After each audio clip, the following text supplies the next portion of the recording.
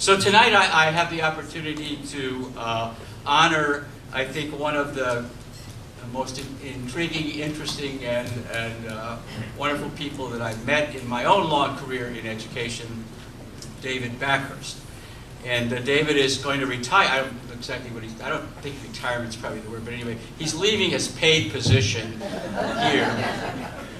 And he is going to begin the next phase of his life.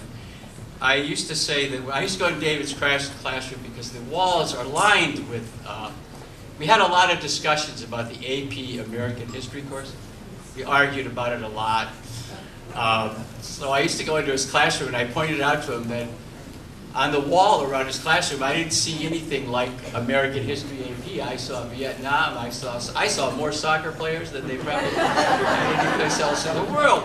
But I'll tell you about David. David never does anything halfway, so he taught American history here. He taught that course, which was always considered the gold standard course in American history. And it's one of the things that his students remember about him. They also really remember him as a great coach. I mean, I think David's passion for soccer is something that's marvelous to see. And as I've watched him over the years that I've been here, as you know, he's won 5 state championships for girls and boys. And his coaching, like his teaching, was more than doing a job. It was caring about kids in a kind of fundamental way. And it's rare, nowadays. It's rare nowadays in schools or anywhere to find people who dedicate their life to a task that there's not a great financial reward in this.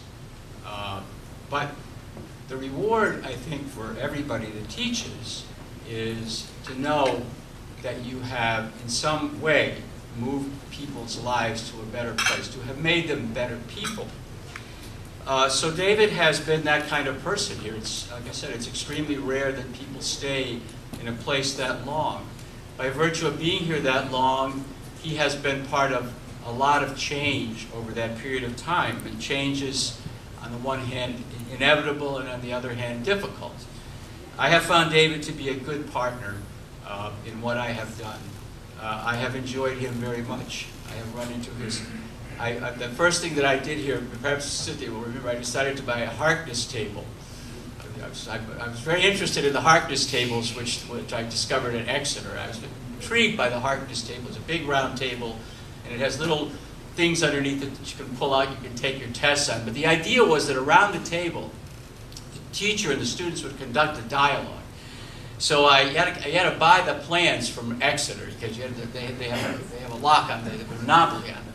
And you have to have somebody build them. They're expensive tables, I got to say.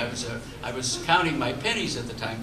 So I asked anybody interested in having a Harkness table, and the only faculty member who took me up was Backhurst, of course. I'm not sure why. So anyway, so we built the Harkness table, and we put it in there, and the first year he was teaching in there, I walked in, and he had his lecture stand standing on the table. And I thought, well, let's take a... But 2 years later, the lecture stand disappeared, and he was right down there sitting next to the kids, and they were having that kind of great dialogue that we want to invite. Like I said, I think David has contributed more to the school than a lot of people.